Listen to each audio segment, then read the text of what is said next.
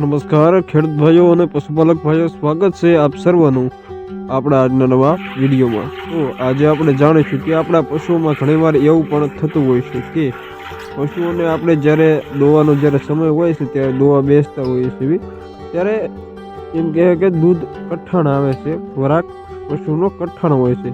તો તેને કેવી રીતે આપણે એમ કહેવાય કે ઢીલો કરી શકાય અને આપણે સરળતાથી દૂધ દોઈ શકાય અને દૂધની ધાર તમારે જોવે ને પાતળી આવતી છે, જે તે પશુને કઠણ વરાક હોય ને એને, એટલે આપણે કેવી રીતે આપણા જે તે પશુ છે એનો વરાક એમ કહેવાય કે હાવ ઓછો કરી શકાય, જેનાથી દૂધ દોવામાં સરળતા રહે।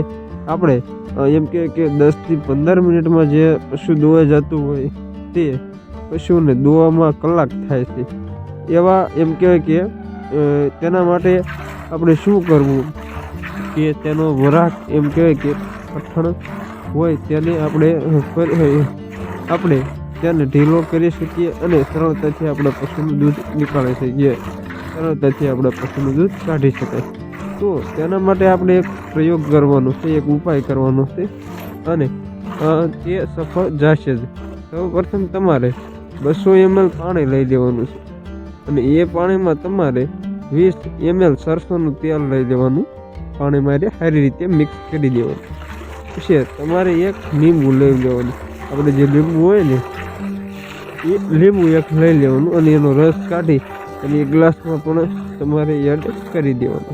તો સારી રીતે બધું હલાવી નાખવાનું અને જે આપણે આ રસ નીકળ્યો છે અને 200 ml પાણી, 20 ml સરસોનું તેલ અને એક લીંબુનો રસ, આ બધું આપણે એક ગ્લાસમાં લઈ લીધું, સારી રીતે હલાવી નાખ્યું।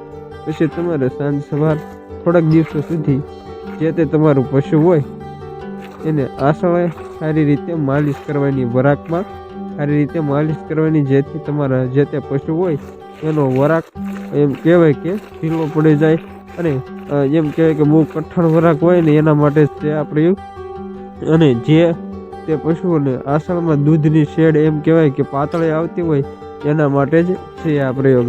તો ખાસ કરી આ પ્રયોગ કરવા વિનંતી। અને ઘણા બધા પશુપાલક ભાઈઓ આ પ્રયોગ કર્યો છે અને સફળ પણ થયા છે, આપણે પણ તેમની પાસેથી નોલેજ મળે છે અને ત્યારબાદ તમારા સુધી રજૂ કરેલો છે।